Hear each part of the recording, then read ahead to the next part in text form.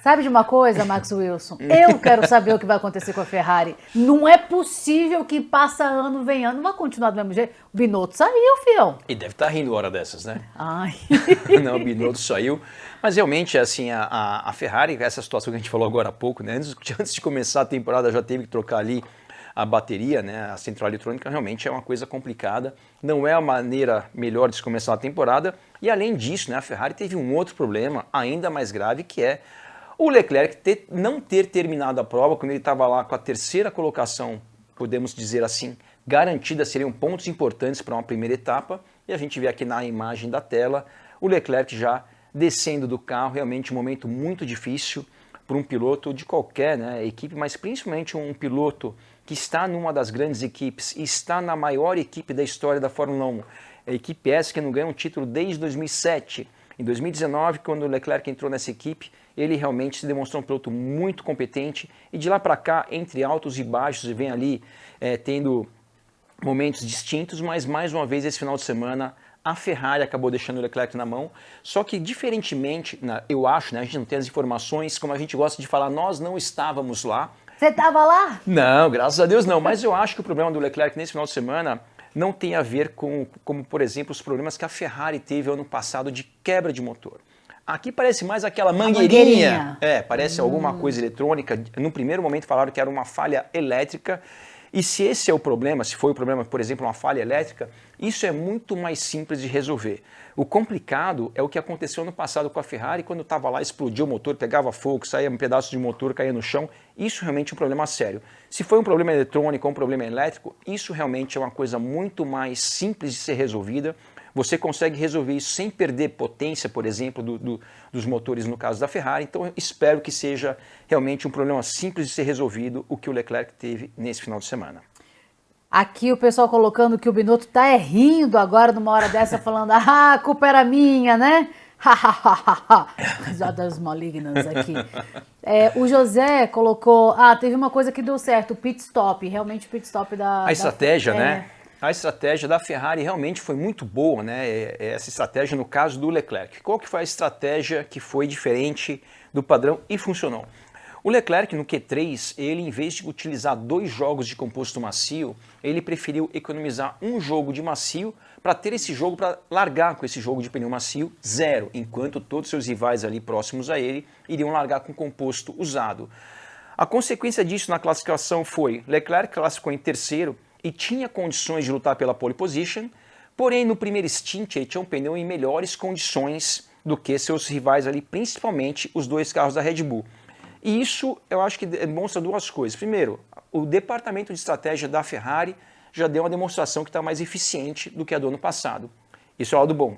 O lado que não é tão bom para a Ferrari é o seguinte, quando uma equipe já parte para uma estratégia diferente, porque sabe que na mesma estratégia, ou seja, no mano a mano, vai ficar difícil, isso demonstra que a Ferrari tem um entendimento que de fato ela está abaixo da Red Bull. Mas de qualquer maneira, dentro do que eles tiveram na mão, fizeram uma boa estratégia, realmente funcionou. O Leclerc conseguiu superar o Pérez na largada, se manteve à frente do mexicano até a volta 27, se não me engano, de 57 voltas, ou seja, por praticamente metade da corrida, mas acabou caindo para a terceira colocação, aonde ele deveria chegar se não fosse o problema da Ferrari. Então realmente isso foi uma estratégia muito boa por parte da Ferrari.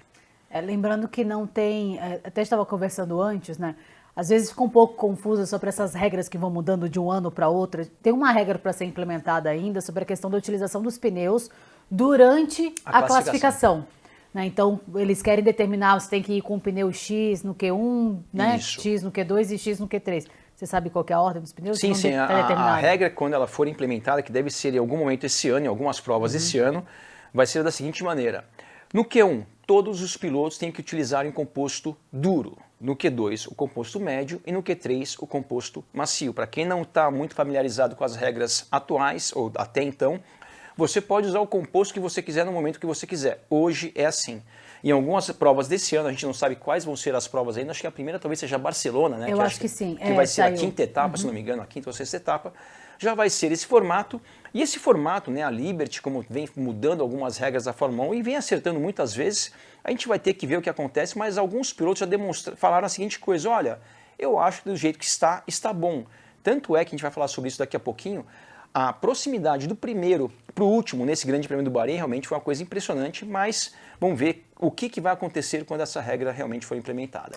Olha, a gente tem mais uma análise aqui, mais um dado. Se você quiser levantar, já, Tite.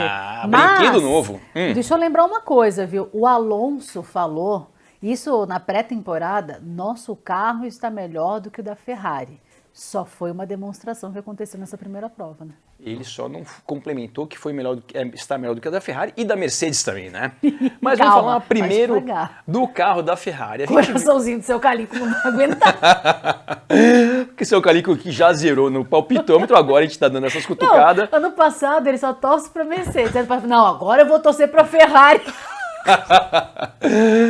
Mas vamos ver agora o que está acontecendo com a Ferrari, né? A gente acabou de ver agora há pouco o gráfico da Red Bull do ano passado em relação à Red Bull desse ano, em termos de velocidade de reta.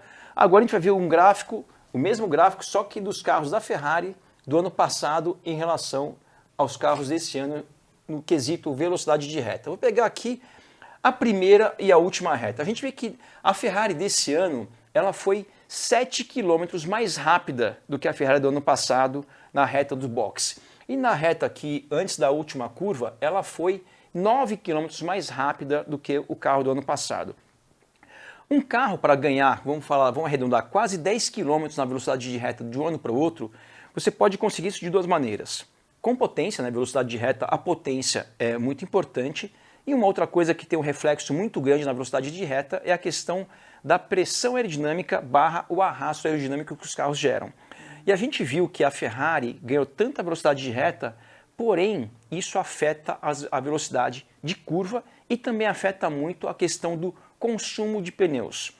Então a Ferrari, assim como a Mercedes, a gente fala sobre ela daqui a pouco, na classificação com pneus novos, ela tem um desempenho muito próximo do carro da Red Bull.